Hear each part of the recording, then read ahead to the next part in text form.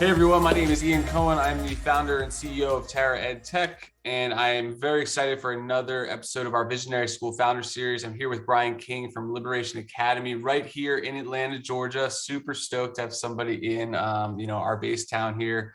Brian and I also share a background. We both taught at the same high school, which is very unique down here. So Brian, thank you so much for joining us today. I'm excited to hear about Liberation Academy. It's a pleasure, man. Glad to be here. All right, so I'm going to start you off with just, we always like to get a little bit of background about the founder themselves. Founding a school is not an easy process. And as someone who's founded a nonprofit and a company, I can tell you that founding a school is much harder than both of those things. I got a chance to be on the board of a charter school founding once, and I know all that you've been through, or at least I have an idea. I can't appreciate the magnitude of it. But I'd love to hear a little bit about you and what part of your story led to your vision for Liberation Academy. Definitely. So originally from Metro Detroit, I've been an undergraduate at Eastern Michigan University in English, minor in philosophy. And then that's rare. I rarely run into somebody like that. It's awesome. And then after finishing at Eastern Michigan, I went directly into grad school. I decided after undergrad, I had to decide between whether I wanted to go to law school or go do something different. And then as I started to go through the LSAT process and fill out applications, be transparent, I couldn't really fudge up the fact the only reason I wanted to do law school is because I wanted to make some money. Sure. But I also wanted to help the community, and I felt like the way to be on the front lines of helping the community was in education. So yep. I enrolled at the University of Michigan in their secondary Masters of Education, had an awesome program. So I am a Wolverine also. After finishing there, I moved to Atlanta in 2007. Specifically, I moved to Decatur and ended up working in College Park at Banneker High School. Yep. There you go. Right. I love my experience there. Yeah. And I think my experience there and my experience in Atlanta exposed me to so much. And then also my first teaching experience in Detroit. I saw that there was a lot of what brought me to Liberation Academy is out of a sense of frustration, actually, seeing that the vast economic divide and how the quality of education fell along those same lines. Right. And so as I navigated through my education career, everything I think was geared towards moving towards starting a school. I started to work at charter schools after my 5th or 6th year in education. So I taught for 6 years. Then I moved into an instructional coach position here in College Park, another charter school. And then from that charter school, I got the itch to do more. So I took an opportunity in DC to work for a charter organization up there. Had a great experience in DC, had a great experience at that school, but ended up coming back to Atlanta because my wife couldn't transition up there. And ended up working at a school here that was very well known before a lot of the wrong reasons. They closed down the same year that you probably know what I'm talking about. So when I came here, the school closed down that very same year. And I was galvanized to move towards starting a school again at that point because you see how families have a desire for options, and when an option leaves, families have a sense of desperation to want more. So I wanted to find Liberation Academy to provide another option. I think for communities of color, we need more options, and so God forbid one option goes away, you still have others, and eventually you want to get to the point where we don't need that, but at this point we do. So I wanted to start a school to create more options and provide a sound middle school option for families within that community. Because when you look at the data for a lot of the surrounding districts, some of your lowest performing schools are middle schools, and in middle schools in predominantly Black and brown communities. Yeah, no, I appreciate you sharing all that. There's so much that I'd love to unpack there. And the middle school part at the end is, I remember when we both taught high school, and a lot of my students would recount their middle school experience. And I taught at a school that was at the time struggling, and since then they've grown a lot, which is great. But what I heard about what was happening in the middle school, it didn't sound like the best educational experience, to put it lightly. And so I think that optionality that you're talking about too is so critical, and something that, someone who grew up in a higher income area in a suburb of Philadelphia, having options was never a problem. I happened to have a good public school option, and that's what we did. But if that school closed, to your point, there was 10 other schools right around the corner. And I think that's another thing where people who have never lived in different communities or worked with different communities, they don't know how options change community to community. And so tell us a little bit about Liberation Academy, kind of the overarching stuff. We're going to have your blog post that lays out some more of the details, and obviously we'll send people to your website too, but I'd love to get a high level, from you, what's the vision from a model standpoint for Liberation Academy?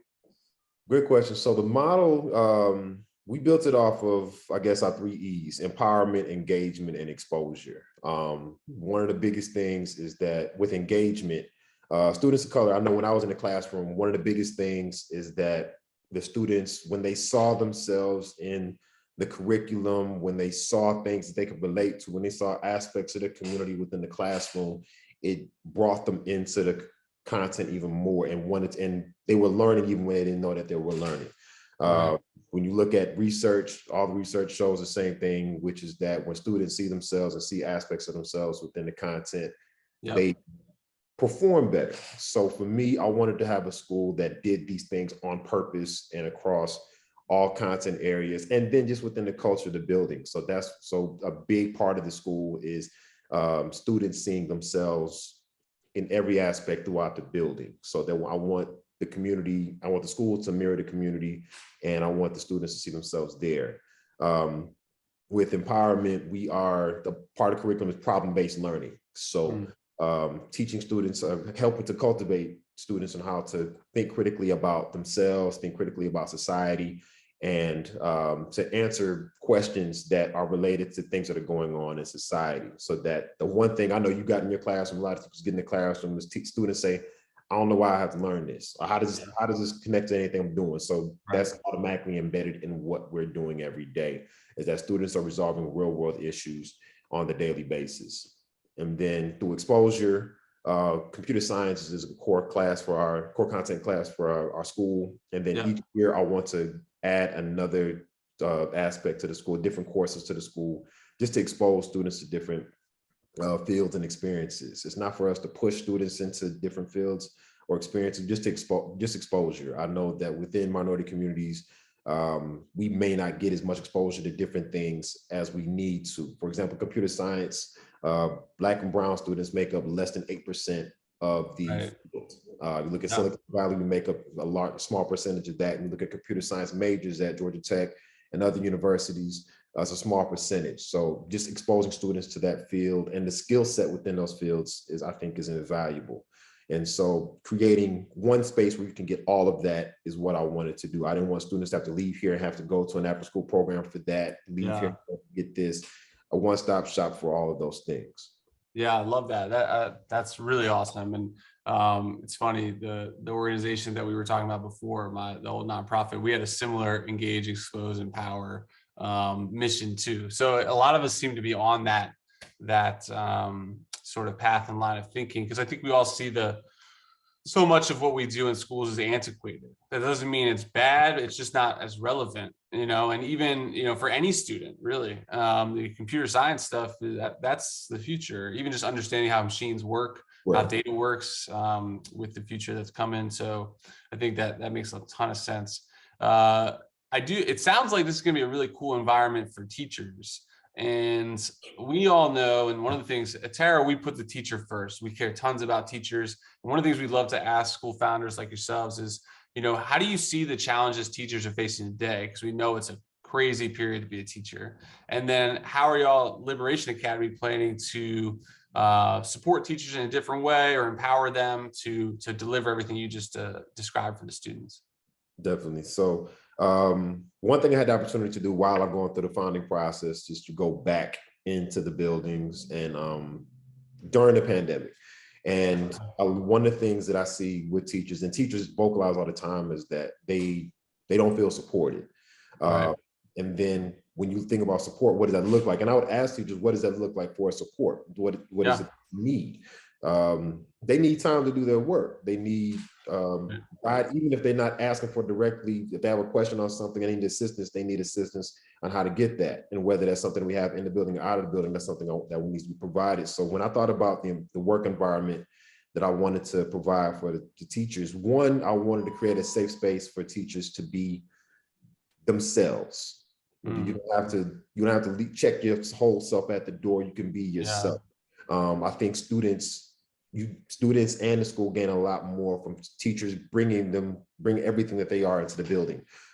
So whether that's just in the attire, if you want to be relaxed, not sweatpants, but if you want to be relaxed, bring yourself to the school. Also at the same time, if you look at organizations like Google, if you look at other high performing startup schools, protecting teachers' time, I think is key. Because the thing is, you have a lot of different places where you have a wellness room, but you have teachers that haven't had a planning period in a month. So when you get to the wellness room, because they're not going to stay after school use that wellness room. So for us, I'm making it a priority to keep teachers' time sacred. If you have a planning period, you have a planning period. I'm transparent at the fact that, of course, we have collaborative time, and there may be one or two items that need to get done during the week, but I'll try to make it so that I don't interrupt more than 1 to 2 of your planning periods per week. At the most one, so that you have time to plan. You don't have to feel forced to come to school after school. Also, compensation. A lot of times people don't want to talk about compensation. A goal of mine is to get to the point where we can pay teachers adequately and pay teachers exactly what, because the thing is, talented people like to go places where they feel like their time is of course. So so compensating people adequately, but on top of that, just providing an all-around sound, productive, and safe culture for teachers. I think a lot of teachers got disenchanted and administrators too. You talk to leaders and teachers. Absolutely. What's going on? So just providing a culture where teachers feel comfortable being themselves, and feeling valued, and also feeling like they have a voice in what's going on. I want to make sure I give voice to, and not just placate teachers and say, what do you want? Get their voice and then go do something else, but actually figure out exactly what people want and implement that along the lines of what the school needs. Yeah, I mean, it's funny that all the things you mentioned are one, backed by all the research and surveys that have been done. Like, teachers want more support, they want people to treat their time with respect, and they want a supportive environment, and compensation, of course. And I applaud you for being one of the few school leaders that bring it up, because oftentimes it's sort of like, well, this is out of my hands, it's the district thing. And remind me to talk to you about that offline, because I might have an idea for you. But I think it's amazing to me how much teachers are asking for, which is just assumed in other places, right? Like, this idea of being respected and having your time respected is something that in the private sector, not everywhere, but in most places, that's a very serious thing, and people take it seriously. And teachers need that more than anybody because of what we have to do every day. So it's refreshing to hear you say that, and exciting too for the teachers who get to help you launch. And on that note, you as someone, it sounds like you've been in a variety of school settings, variety of school models, which is great. And so going into this founding process, what did you really want to set out and try to do differently than what you saw in your previous experiences? What was like the number one thing that you're like, okay, I'm going to start a school, and this is the first thing that comes to mind I want to do differently than what I've seen before?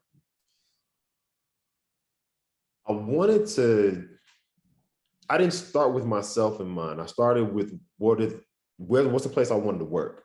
What would I want if I wanted to work someplace? What does that look like? Yeah. And so in doing things differently, from culture, like, for example, I've seen places that were ran through fear, where people were in fear of losing money, being put on so I wanted to make sure that I didn't create that type of place like that. So I wanted to make sure that I created a place for teachers and students to feel like they can thrive and accomplish the things that they wanted to do. I didn't want to feel like people like holding teachers hostage in certain places. Right, right. I want to ask, when people come in, I want to ask them, where do you want to go? If that's someplace, if you can do that here, great. If it's not, I want to put you in a position to do that someplace else. For students, where is it you want to be? Or what are some things you think you want to do? And then create the environment for them to thrive. So I wanted to create an environment that was built with students and teachers in mind and prioritize that. Got it. Yeah. No, it makes so much sense, especially as a teacher. We're taught to, design with the end in mind, right? Work backwards. And I think a lot of people start with their vision and work backwards. And I think it's awesome and important, given how, a school is a very different kind of beast than any other organization, right? It's chaotic, it's dynamic, it's a mixture of professional, emotional, personal. It's like everything is in there. And so, being able to give that vision to your team too, it's like, here's what this place should look like if we're all working and love it here is cool and it's different. I haven't heard that much. And so I'm excited for you to show us what that looks like. Now, for other school founders or aspiring school founders out there, because it's every school founder I've interviewed so far has come from a charter school. And so charter schools are certainly the breeding ground for future founders too. And I have no doubt that Liberation Academy is going to produce several founders as well. And somebody should really map that out one day. I think that'd be fascinating. We do it in the startup space all the time, but for aspiring school founders, what advice would you give if they were getting started in the process? Based off having gone through it, it's usually a couple of years, takes a while to really get things going. What advice might you give somebody who's thinking about starting their own school or starting a school with a community? I would say, so two things. One, stay true to yourself and stay true to your vision. As you navigate the process, you'll get a lot of great advice, and you'll also get, but at the same time, you'll also get a lot of people telling you what you should do, and Right. which aligns with what they want you to do, whether that's folks that are giving you funds, whether that's folks that are giving you the time. And you have to remember that it's a labor of love, and it's something that you started out to do. And for whatever reason it is, you started out to do that, stay true to that and stay true to yourself and make sure that you don't lose that or yourself throughout the process, because it's a difficult process and you will quit several times. Yeah. I definitely say stay true to yourself, and stay true to what it is and the reasons why you got started, because it is extremely difficult. Whatever I came into this knowing it was going to be difficult, but it's harder than what I thought it was going to be. Still, right. I didn't underestimate it. But I think the one thing I've been told, and to make sure I tell other people, is be yourself in every room that you're going to be in, because being you is what got you to this certain point. Continue being yourself as you navigate the spaces that you move into moving forward. Yeah, and I see this theme of authenticity coming through in a lot of what you're saying, and maybe that's where part of the liberation aspect of this comes from, is like liberating us to be ourselves and be authentic. I say that, we've done workshops for startups too, and it's the same idea. Like, you've got to come into this knowing who you are and how that plays into what you're doing, because you're right. Every single person is going to project onto you what they think you should do based off their own experiences. And that's just not how your vision is going to get built or how you're going to sustain yourself, right? Like, you got to be able to wake up and get excited about this every day. And if you're doing somebody else's thing, we all know that's not exciting. Yeah, it doesn't make sense. Right. Yeah, I think that's a really important, the psychological journey of starting anything, let alone a school, is by far the hardest part, I've always felt. And so I think that's an amazing place to have people start and look. It's probably the hardest place to start too, but important. It'll pay the most dividends. So my last question is something we ask everybody, and we're always trying to push people to think about the future of K-12. And as a visionary school founder, we know you've got thoughts about the future, I'm sure, and you're realizing them in Liberation, which is launching this fall here in College Park. Very excited for that. But we'd like you to think 10 years from now, so 2032. And every time I say 2032, I have to look down at the date to make sure I get the 10 years right. I don't even know where my head's at. But 10 years from now, what do you hope is true about K-12 education, broadly speaking, when you think about where you hope education starts to go? I hope we're not doing it the same way we're doing it right now. I feel like even coming out of the pandemic, I think the pandemic has provided us opportunities to see that that there are some great things that come out of how we did do education, and that there's opportunity, like any other organization or anything in the private sector. I think that there are great things that came out of the pandemic. I think if 10 years from now, if we are doing things, as much as some people are doing some innovative things right now, if Liberation Academy is doing things right now the same way, in 10 years from now, the same we're doing right now, we fail. Because the thing is, communities change, students change. And you know this, because I know for me, the students that I taught, started teaching back in 2007, those students have changed, and the way that students learn has changed since then. Right. So in 10 years, and I know it's not a concrete answer, but I hope that we have navigated to a point where we're doing education differently, and we're open to doing things that are new. I think that some of the failures of certain places, the fear of doing things that are new, or doing things that are different from outside of how we've always been done. But I think if we do things how they've always been done, I think you're failing the people that you're serving. And I think that's in any field, but in education especially, we should be 10 years from now, we should be much different from where we are right now. And I don't know what that looks like, but it needs to be different, because as I said, out of the pandemic, there's so many opportunities to do things differently in how we provide instruction, and how we cater to students, how we cater to teachers, how we run our buildings, how we build our teams. And to do it the same way for the sake of it being a safe place I think is a failure. Yeah. No, I mean, again, this is sort of a theme for your answers here, is like, you're oftentimes looking at the deeper characteristic, deeper attribute. I think a lot of people think, oh, 10 years from now, it'd be great to have computer science in every class or whatever.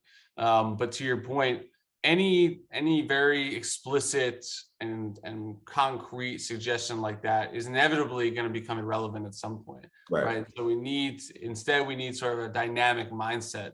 How can we create a system that constantly reinvents and adapts and evolves? Because kids might not need that 10 years from now, right? Everybody needs something completely else. Maybe we'll need cursive again 10 years from now. God, I hope not, but that would be hilarious if that came back around. Okay, well, we appreciate your time, Brian. This has been really, really fun. And I appreciate your depth of responses here too. I think it's gonna be really important for people to hear about you and about what you guys are doing at Liberation Academy. We appreciate you coming in. Again, this is the Visionary School Founders Series done by TARA. We've also got a blog post coming out from Brian that says more about Liberation Academy and information about how to get involved, how to enroll, all those good things. I know they're looking for volunteers always, like every school is. So if people are willing to help out, that'd be great. Brian, thanks so much again. It was a pleasure having you. It was a pleasure. I appreciate the time.